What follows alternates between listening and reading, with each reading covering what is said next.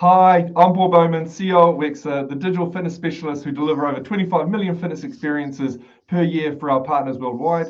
Welcome to the Wexer podcast, where I'll be speaking to industry experts to bring you insights and advice to support your business journeys. In today's episode, I'll be chatting with our very own head of content, Morten Andersen. He joins us today as we are releasing our eagerly awaited 2023 content results. Morten, how are you? I am very good. How are you?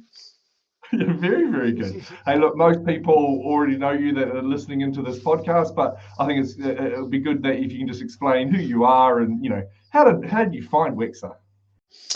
So yes, I similar to yourself. I come from a sports background, so kind of that was my gateway into the fitness industry. So Has I been, has been has been essentially, exactly 100%. Yeah. No, or yeah. never So were. I'm not sure. yeah. So no, so I actually did a bachelor's degrees in nutrition and sports science, and I was sure I was going to be a physio as well after that, and kind of work with all the pro teams. But I just needed that one gap year to kind of you know take it a little bit easy, and then I ended up in the fitness industry. And yeah, I kind of never left. So I worked the regular journey. So I was a club manager, enjoyed that. Got an opportunity to work at the headquarter with the biggest chain here in Denmark. I ended up looking after group exercise, the education of instructors, stuff like that. A lot of concept development, which was quite exciting. And then a few years down the line, there's an opportunity to join Wexer, and I've always had this thing that if I got the opportunity, I would join an international company and work with fitness across borders, which I always found interesting. And I think at that time, obviously, you were there just slightly before me. So I Yeah, think around yeah, that time we had I think probably 8 nationalities in the office when I joined, yeah, which yeah, yeah. was, you In, know, in Denmark for all the listeners. in Denmark, yeah, where I'm still based. So yeah, Yeah, I think at that point we operated in 30 countries. So, I found yeah. that hugely appealing. And yeah, it's 9 years ago now. So yeah. It's been a journey, Mort. So there's probably another podcast just in that. Yeah, But yeah, let's yeah. focus all on the content. So what, you've been here for 9 years, looking at the overviews and looking at how digital's developed on our system and others. But what's the key factors that have played in the industry's growth with content, in your opinion? So, I mean, if we look at the obviously the virtual side of things where we operate, I think the biggest thing, if we look back those 9 years when we started, is acceptance. Yeah. Just the fact that virtual is now such an integrated part of the industry altogether. It wasn't back then. There was a whole lot of convincing to do. There Yeah. was a lot of, there were many conversations around just things like, would virtual replace live instructors? All that sort of stuff. There were all those conversations we had. I think those days are luckily gone now. Mm. There's a lot better, acceptance within the industry that virtual is there. All the Mm. new concepts that we see have a digital component. Yeah. That's definitely something that we need. And then I think as well, I think the biggest shift is in the mindset that, digital isn't an enemy of brick and mortar. Like they Mm. coexist, they need to coexist. And that's honestly the biggest shift that I think we've seen, you and I, in the industry together, Mm. right? Yeah. And if you look at one of those key factors, like obviously the pandemic, I think we Mm. saw as much as any other in the industry what a leapfrog moment that was. Yeah. Obviously there was a sad background, but for digital fitness, Mm. all of a sudden, it just propelled that industry forward. We all became extremely popular, Morten.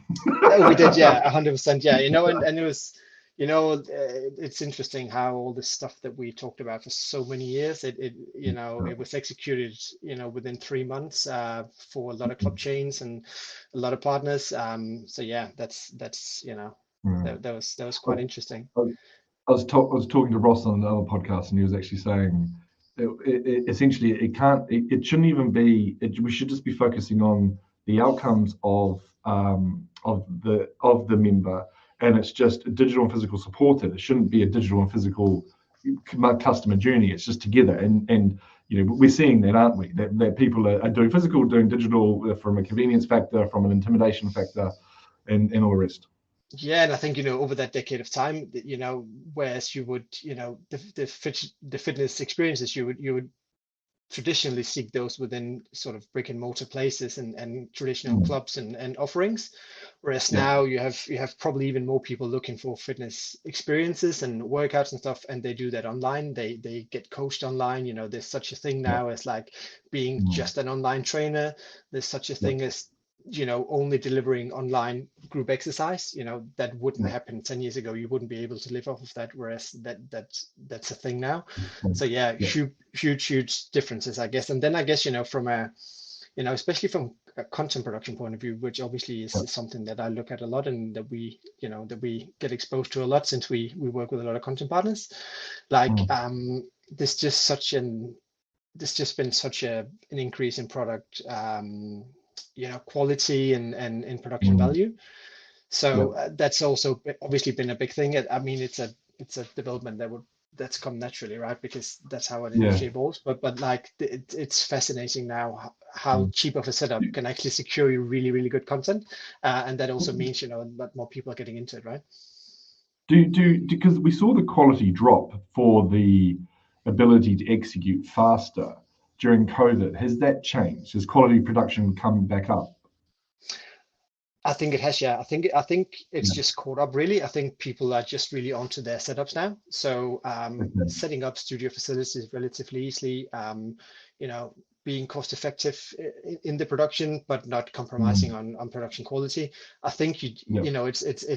those can coexist now. It can be relatively Yeah. cheap to produce content without you kind of, Mm. compromising.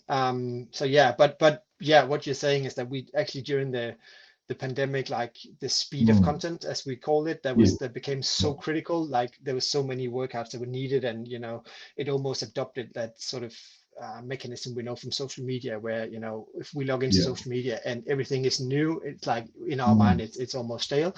So I think we had a Yeah. little bit of that experience. I think we're a little bit back to normal now, whereas Yeah. Yeah. it doesn't have to be that fast. But yeah, it's Yeah. definitely both now. And before COVID, we had content partners that were dropping. I think you mentioned close to 50K per title. Do you think we'll see that again? I think when the technology evolves more, I think there will be a Yeah. time and place for ultra well produced content. There will be Okay. like, I think if we look at just more traditional setups, like stuff that's consumed Mm. from your smartphone or your smart TV at home, or even in a kind of regular installed within a club, I Mm. don't think we'll see huge differences in production quality. I don't think anyone will splash that cash. It wouldn't Yeah. make any sense. I do think No. there will definitely be installs. There will be concepts that would require a lot more sophisticated Mm. production.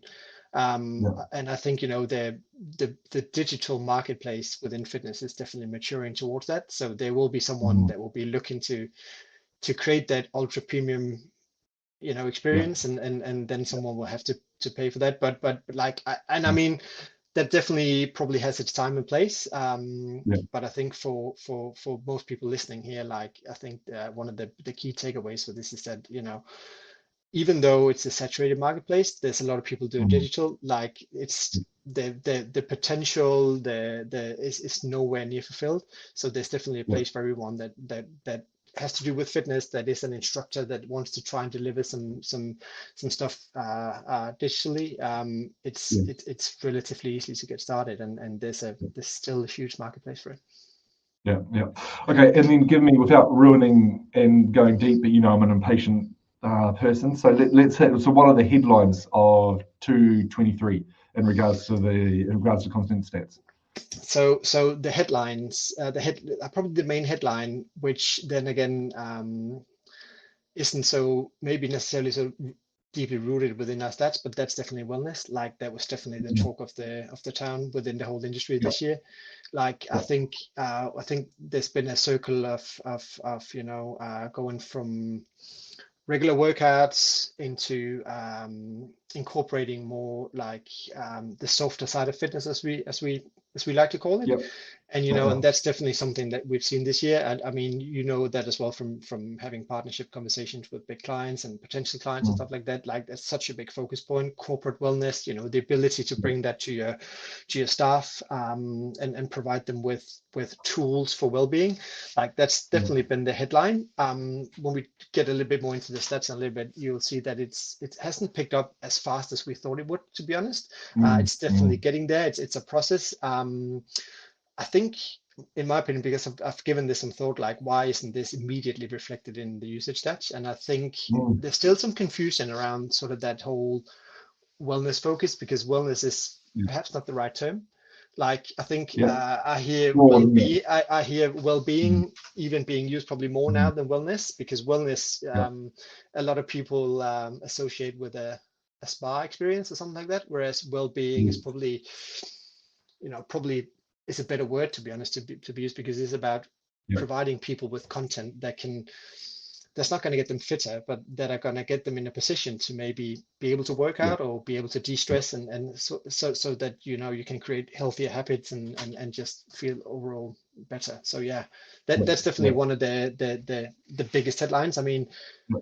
from a personal point of view, being the one that mainly looks after content here at Wexer, it's been that deep Mm. dive into the wellness world, because obviously, Yeah. we know our workouts, we know all that content in and out, and we've been dealing with that for many years, so you know what to look for. Mm. Whereas if you dig into the wellness stuff, there's definitely some pitfalls there that you have to also have to navigate, because when Mm. you start to look into nutritional wise, when you start to look into coaching, where you try and get in people's head, or the end user's head a little bit, Yeah. when you start talking about overall health advice.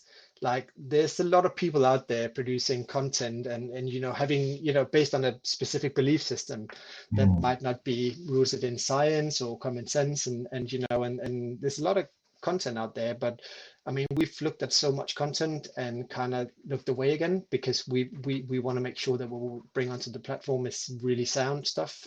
It's rooted in science. It's something that we can stand by, and so that's probably been that's been the biggest journey this year, kind of trying to navigate that, and trying to find the right providers and the right partners to help us on that wellness journey. Yeah. Understand. And then how much has it changed, like from 22 to 23? Of course, coming out of COVID, 22, I guess, to 23, more normal. Any major Yeah, shifts?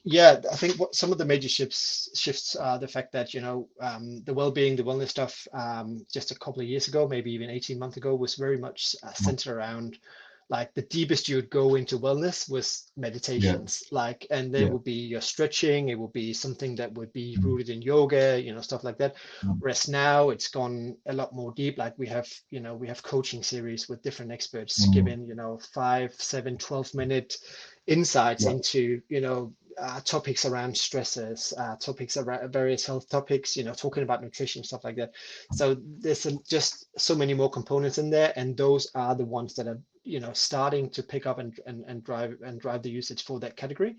Yeah. So yeah, so we kind of still on that journey away from more traditionally rooted fitness concepts towards like true well-being and other genres out there. Yeah. And is that, we've seen a lot of our operators start creating their own content as well for brand recognition and engage with their own creators. But are we seeing the wellness category being used more when there's an operator that's a wellness provider, I guess, that's producing their own content, or is there no correlation yet?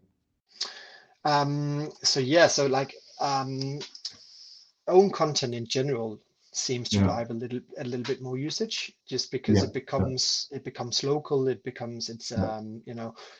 and so yeah, so that's the same across all genres, so that includes Yeah. wellness. Having said that, though, the wellness stuff that we see our own clients produce at this point is still very Yeah. much rooted in fitness. So Yes, of they're course. just scratching the surface of digging into the coaching stuff, to the even the Yeah, yeah, meditation stuff like that. So yeah, but I yeah, definitely do expect to see that trend, like everyone that produces their own content on a continuous basis and yeah, put just a little bit of effort into the production quality, like yes, they get really good traction with their own stuff. Like that's yeah, their yeah. their members, they really like that. And then formats, Morts, like in regards to what's been the most popular formats. Yeah, so if we just stay on the headline stuff, because I Yeah, just wanted to say that there's definitely another headline that we can't ignore as well, and that is yeah, the fact that the traditional formats are still winning the game. So right. even if you're building I mean the platform, the virtual platform, moving forward, and the Yeah, winners within virtual are definitely going to be the platforms that can provide like a 360 you know genre driven platform where they mm, have everything. And I do think that wellness is going to be a dominating factor, but yeah. there's definitely also clear that, especially So with is it the fitness? Is it still boot camp? Is it still those traditional you titles? Yeah, know quite simple yeah. workouts that have a Okay, really clear outcome. So okay. something that has core or abs in the title, Yeah, that tells people exactly what's going to happen. They tell them what they can expect from this workout. yeah, And yeah, and then also quite short durations. Actually, yeah, that's been the real driver on our platform. Well, that's been what's been getting the most engagement anyway, which I yeah, guess is not unexpected, but I mean that's yeah, definitely a headline. Like, it's definitely, when you have a virtual platform and you bring that to your members, like yeah, it has to have a really good like what we call the bread and butter library. Like those yeah, regular yeah. fitness classes, they're so sought after still. Yeah. Yeah, no, I was actually in a club yesterday, and they were saying that they do, which I haven't heard of before. They do so on the hour they do a session that they schedule, but then they allow it to be on demand time. So like they'll do 50 minutes, and then they kind of I don't know exactly how this works, but they allow the members to then choose together what other workout they want, which may be a little bit contentious, but they said it works really well. So I'm like, okay, so rather than scheduling a Which is 45 minute interesting, class, right? Because if I go on pretty much, Netflix with my, I mean, imagine a room of people having to choose between so many classes. That's I impressive when know, you make that work. I mean, you and I yeah. wouldn't even be able You to would agree on a choose cycling Netflix options, movie. wouldn't Yeah, you? yeah, yeah. No, but yeah, I Okay. mean, if we look at and if we look at what has changed since 2022, just to kind of backtrack a little bit, Yeah, it definitely seems like there's a post-pandemic baseline setting in now. So the right. difference isn't actually that, there isn't, whereas, in 2020 and 2021, we saw a lot of fluctuations between categories. And like, Yeah, I think we did a blog post at some point as well around, within one quarter, we've just seen dance being so popular all of a sudden, whereas like we yeah, couldn't really figure yeah, out why that was. But I yes, think there was still a lot of end users experimenting and kind of getting into virtual fitness. So we see those yeah, fluctuations where it seems now there's a little bit more of a baseline now.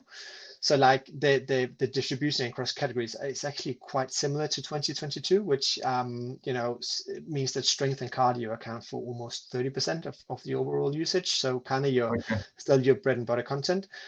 yeah, Whereas yoga is still very popular as well right, with 15%. So yeah. yeah, so that's yeah. So it's we're back to small changes now, and not those big Yes. kind of big changes happening And, and, on a seasonal and basis. and to highlight one provider, Zumba, which of course most of us know, continues to be a massive hit. What? Why is that? Yeah, that's a really good question. I think there's a brand value there. You obviously can't ignore, Okay. like Zumba, they have a great Yeah. brand within the Yeah. fitness industry, and it's something that people know. And you know, when they see a big brand, they also tend to trust that. Like, yeah, so Mm, yeah. And then I believe the most popular class of all is that it's a Zumba class called I Think You Can't Dance. So okay. it's definitely a beginner's class because it's Yes. something that everyone can do. So Yeah. but yeah, that's been really popular. Yes. So yeah, but Do like you think because Zumba and the Zumba team would agree with this? They don't upload as much content on a regular basis. They're not looking at weekly uploads or anything like that. Do you think you can get away with not as much uploads if the brand is strong? Is that a fair assumption? I do think that Zumba probably has a unique position in that regard. Like Okay. it's almost Okay. a it's You're an almost outlier. yeah, it's a consumer brand, right? So Yeah. it's something that's very recognizable. I think they Okay. can probably get away with it. There'll be probably be another few brands in our industry that will be able to get away with that. But but that's it as well. Like we definitely still see that the most engagement and the most popular providers and the most, healthy user habits come from providers that regularly upload new stuff, like even on a weekly basis or at least a bi-weekly basis, to keep that rotation going. Make sure that when you come into the platform and you're looking for a workout, there's something new for you to look at, right? So but if we look at titles on an overall, if we look at the top 25, like it's very diverse, both in terms of the type of titles, the categories it's coming from. So it just goes to underline the fact that what we've always said, that virtual is all about having such a well-rounded library, and a library both that is broad and you can find stuff in depth, like within the different categories. And it's definitely reflected. Like it makes me really happy to look at that top 25 and just see that it's not dominated by one particular provider, one particular brand, one particular category. Like it's very diverse and it's very well spread out, and that makes me really happy because that means that we cater for everyone basically. Everyone. And looking at the stats from took a snapshot of what 2016 looked like, that wouldn't be the case. There's a few providers that dominated the whole thing, and now it's very spread, right? And it's also a reflection of the fact that when you go to the platform now and you browse for content, like there's so much good stuff there that catches your eye. Like the production value has gone up so significantly that you don't have one or two providers that could afford to spend a lot of money on production that stand out. Like everything is on, like I would say 99% of the stuff on there is on par now. Like really with all the best of them, and so there's so much that catches the eye, and almost regardless of what category you browse, like it looks really good, and so that's I think that's a reflection of the work that we put into building that library. Well done, the work that you've put in, Morts. So you mentioned in terms of duration. So that's continuing to go down in terms of overall percentage of. Yeah. I mean, if we just step one step back to the categories, sorry to keep backtracking, but like I think it's really interesting. Like the strength category is the most popular, sitting at 19.4% of the overall usage. But actually, at this point, we have the stretch and recovery category sitting at 16.5%.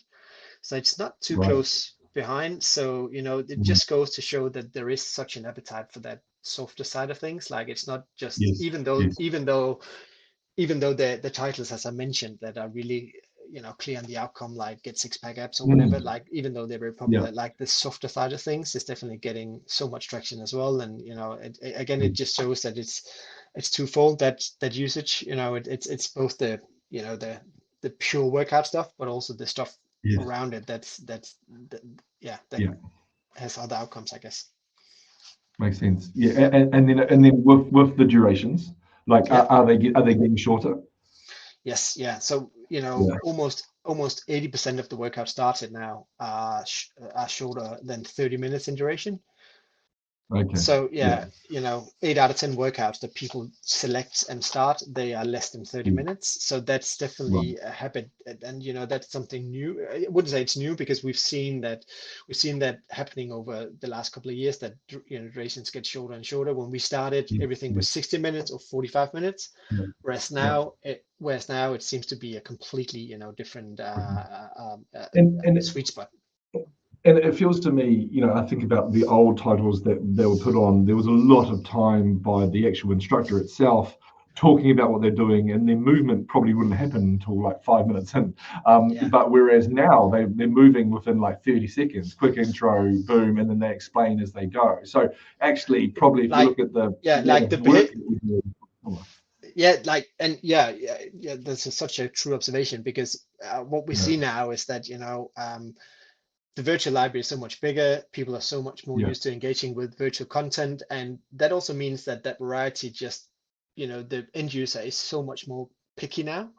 So there's absolutely zero tolerance for looking at a workout and someone, spending 4 minutes, joking around. Like they gotta get into it, because and I also think that's a reflection of the fact that a lot of the workouts that we deliver now, they're consumed not in the gym, but they're consumed at home, or in the park or wherever, and I think there's a trend there, because if we look at the at-home usage, like the 10 to 20 minute bracket and the 20 Yeah. to 30 minute bracket account for 62% of all workouts.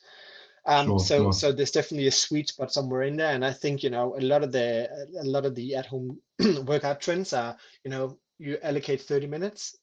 Yep. That's what you do, and then the sort of the lower limit is 10 minutes to call it a workout. So if you are actually getting your mat out, or you're actually moving the chairs out the way so you can move around a little bit, like 10 minutes is your Yeah. minimum. But it seems Yeah. like most people are allocating those 30 minutes to workout when they're not doing it in the gym. Yeah. Okay. And then Morten, you've seen this for years. So what's the biggest thing that has surprised you in the 2023 content sets? So what's the biggest surprise? As I mentioned earlier on, I think I was a little bit surprised that the adoption of that wellness stuff was a little bit slower than we had expected. Yeah. But the industry is talking about it. Everyone's talking about Yeah. it. Everyone's embracing it first Yes. of all, and all our partners want to bring this in and want to Yeah. bring this to the end users or their staff or whatever, depending on what vertical they're in. And I think that's such a good thing. It is a little bit of a surprise, but it's not different to other stuff we've seen. Like when we had the whole, probably 5, 6, 7 years ago, when everything turned into HIIT, like really high intensity training. And all these trend reports, like year on year, said that was the number one trend. Like we definitely saw adoption. There's always a lag. There's a lag effect, isn't there? Yeah. So it takes a little bit, and there's something that we've always seen within the clubs. Like even when we bring on new content providers that become really popular, there is a 3 to 6 month lag time before it's truly picked up. So I definitely expect that to see that. And one thing that we didn't touch on when we talked about the durations is that actually, even though durations are now significantly shorter, than they were 5 years ago, actually last year, so 2023 compared to 22, there's actually a little bit of it. There's a 7% shift in the usage that was taken away from the 0 to 10 minute workouts, so the really short workouts, and actually moved directly into the 30 to 40 minute workouts. And these were workouts predominantly done at home. That just means, in my opinion, that it just goes to show probably that the adaptation is there. Like, whereas in 22, when people wanted to do their at-home workouts, they wanted to dip their toes a little bit, so they would select something that wasn't too long, because then you could, it was a trial thing, you're testing out the waters a little bit, so you naturally select shorter workouts. So if it didn't really fit you, you could opt out quite quickly. Whereas now it's actually those 7% have moved directly into the 30 to 40 minute workout. So that just goes to show, in my opinion, that people are probably a little bit more comfortable working out at home now. Their habits are changing a little bit, so they probably schedule time into not only to go to the gym, but also actually to do a workout at home. It's not something that you just you do one late evening because you have a bit of free time. It's actually something that you now start to schedule in, and therefore you can do a little bit more work. Makes sense? Makes sense. Yep. Makes sense. And then I guess what are you planning on and focusing on for this year coming up in regards to meet the needs of the users? Yes, I mean, I think one thing that's never going to change for us is that we need to constantly deliver those bread and butter workouts. So, your strength conditioning, cardio, boot camp, with a touch of yoga, with a touch of Pilates, those kind of classes, we need to keep those dripping in, because they're so hugely popular, and we want to make sure that everyone can go and enjoy a big broad library and be able to go and do a new workout basically every time they log in. But it's all about quality. Like, we have such a big library now that new content partners, they have to be on their toes, because the production quality is really good. So we're looking for good production, we're looking for good trainers, and obviously that equates good workouts. I think one thing that I'm hoping and I'm thinking that we see more of is programs and series. So we've talked about this, the ability to be able to follow a program in some regards, so that you don't do random workouts, but you actually follow a schedule. I think that's something that's going to be that we're going to see more of. Obviously the wellness and focused on outcomes. So of course weight loss or weight gain theory, Yeah, exactly. Yeah. So outcome based, so you can tap into a program that's going to fit your target, and also all yeah, the other parameters around that. So if you only have 20 minutes of workout at a time, and you know that obviously you yes, need a program that accommodates that. So we want to make sure that we yeah, tick all those boxes, right? And then we are going to be continuing that wellness journey, well-being yes, journey. Just constantly adding more content. Like we recently added some audio only stuff. So you can yeah. actually pop Well, that that's in your ears, and you can keep your phone mm, in your pocket, and you can listen to experts talking about different stuff, which obviously is really good. So we want to keep expanding that. We want to yeah, make sure that we truly build that library. And I think this year, we can easily take that library, to more than 1,000 mm, dedicated titles. So I think that means mm, that we have something for everyone that want to yeah. get started on their wellness journey. And then, I think, you and I are probably excited to see how these AI driven technologies are finding their way into the We've done well. I think we've got to the nearly end of the podcast. We haven't talked AI once, so yeah, that yeah, was yeah. really Well, well, yeah. well So done. yeah, Yeah, so I think that's probably going to be one of the ones that I think there's yeah, going to be a lot of stuff happening this year. Like there's already some companies out there doing some stuff with this, yeah, generating different workouts. So I think, from my perspective, and the role that I have with Wexer, like obviously mm, being able to build workouts, being able to build different stuff, to get like a big variety of workouts really quickly, that can yeah, be driven by AI. I think down the line, as an end user, probably, it can help you find the right workout. It could probably also help you yeah, build a yeah. specific workout with different building blocks. So I think it's gonna be, and I Do mean, you- and I mean, do you- if we look at the one thing that one usage behavior that we didn't even get to talk about as well, is that, even though I had it in my notes here, is that, and we have I mean, one of the big things we see, and one of the biggest things that so when we see a lot of workouts being chosen that are, around that 10-minute mark, yeah, even though they've had a slight decrease this year, as I just mentioned, yeah, still a lot of people opting for quite short workouts. But what they do then is that they actually stack 1, 2, 3 workouts on top of each other. So yeah, you would start with a cardio to get you started, like, and then you move into a mm, strength session, and then you move into a stretch mobility. session, and then even do a meditation, and that's a 40-minute Yeah, workout, but you get to yeah, choose those components quite specifically.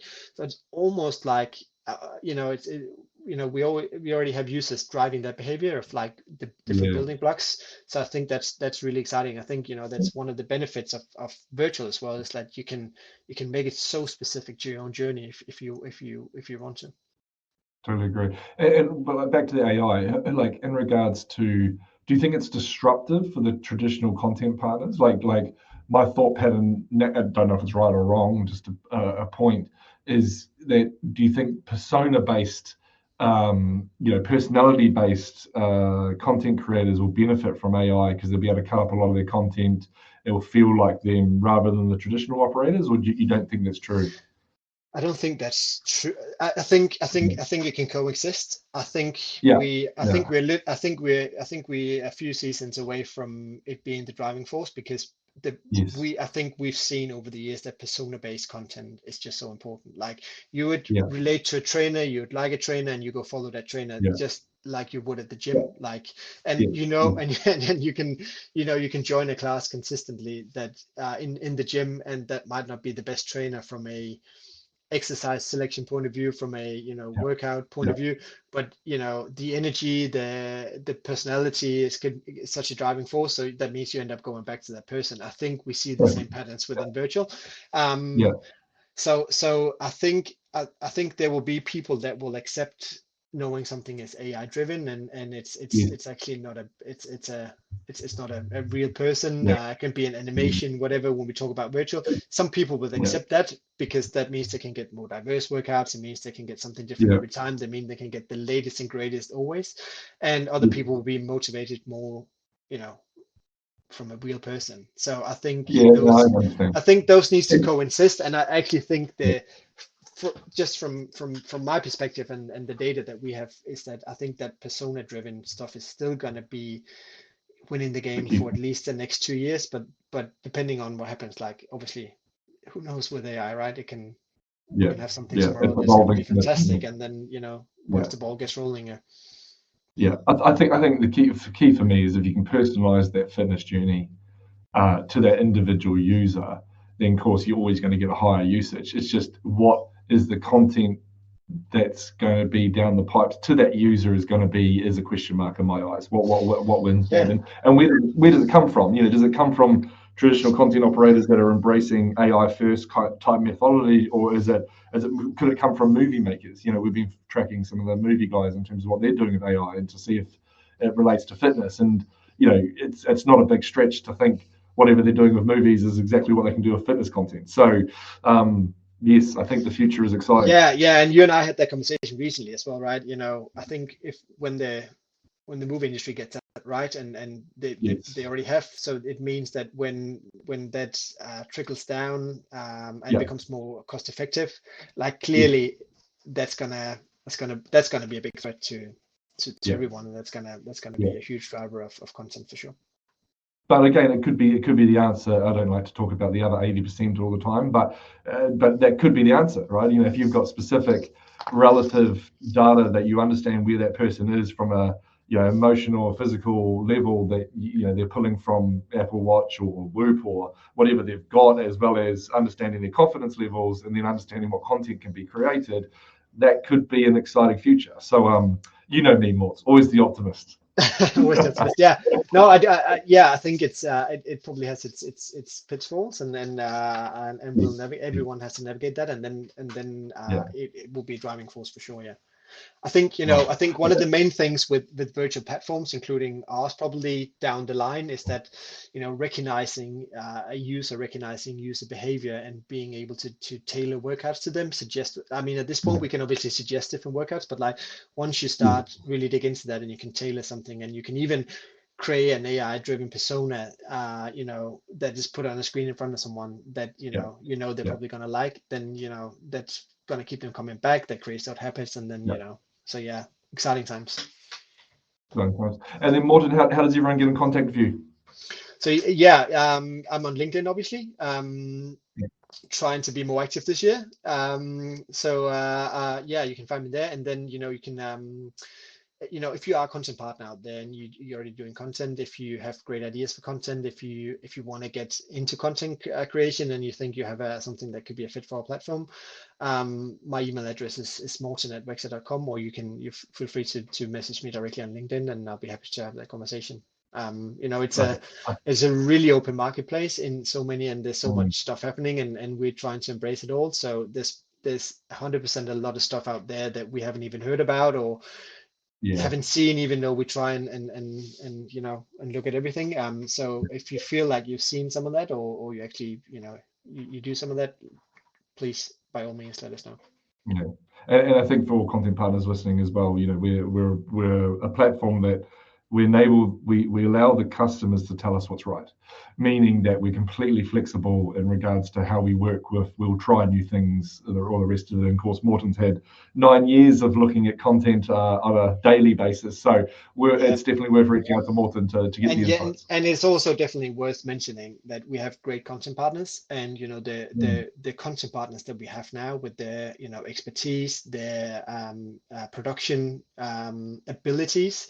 Like I'm very confident that even if we didn't onboard any new content partners this year, we'd still be in an extremely good place, because they're just going to keep evolving and keep developing, and we obviously have to speak to them a lot, and there's just so much stuff happening, and they're pushing the envelope all the time as well, because so yeah, there's a lot of stuff happening. So I'm sure for everyone it's going to be a great year, and not least for the end users of Wexer, because there's going to be a lot of good stuff just flowing onto the platform.